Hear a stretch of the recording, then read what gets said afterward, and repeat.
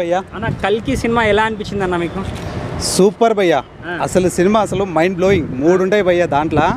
ఒకటి వచ్చేసి కాంప్లెక్స్ ఉంటుంది, ఇంకో 2 ఉంటాయి. అసలు వాటర్ అనేది గ్రౌండ్ మొత్తం ఇంకిపోయిన తర్వాత వాళ్ళకు కాంప్లెక్స్ కట్టేది అల్టిమేట్ ఉంటుంది. అసలు అది సినిమాలో చూడాలి. అసలు ఒక్కొక్క విజువల్, సో ఆ గ్రాఫిక్స్ అల్టిమేట్ ఉంటుంది. అశ్వత్థామ ఉన్నంతసేపు ఆ హైట్, ఆ పర్సనాలిటీ, ప్రభాస్ చిన్నగా అయిపోతాడు ఆయన ముందు. అది క్యారెక్టర్ ఎలివేట్ చేసిన అసలు నాగశ్వన్కి సెల్యూట్ భయ్యా.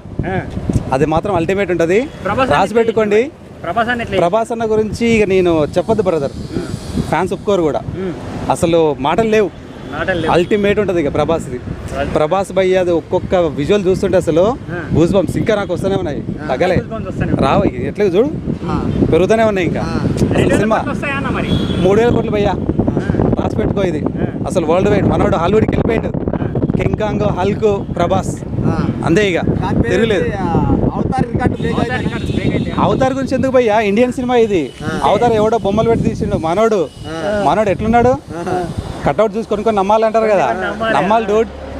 అసలు కుమ్మడం కాదు, అల్టిమేట్ ఉంటుంది. ఫెంటాస్టిక్. అశ్వత్థామ తన్నేటప్పుడు బుజ్జి ఎగిరి కింద పడిపోతాయి కదా, అప్పుడు ఎలా అనిపించింది బ్రో పండుగ? అసలు బుజ్జి గురించి అదొక డిఫరెంట్ వరల్డ్ భయ్యా. అసలు బుజ్జి ఉన్నంతసేపు అది తిరుగుతున్న వే ఉంటుంది. దాంట్లో మన ప్రభాస్ అన్న ఒక్కొక్క విజువల్ చూస్తుంటే స్టన్నింగ్. అసలు బుజ్జి గురించి నేను చెప్పాను భయ్యా, మీరు చూడాలంతే. మీరు చూసి తర్వాత ప్రభాస్ కన్వర్జేషన్ ఎలా అనిపించింది మరి? బ్రహ్మానందం గారు లిమిటెడ్గా ఉంది భయ్యా సినిమాలో. అంటే మనం ఎక్స్పెక్ట్ చేసినంత ఉండదు. జనరల్గా ఎక్కువ కామెడీ ఎక్స్పెక్ట్ చేస్తాం, అంత లేదు.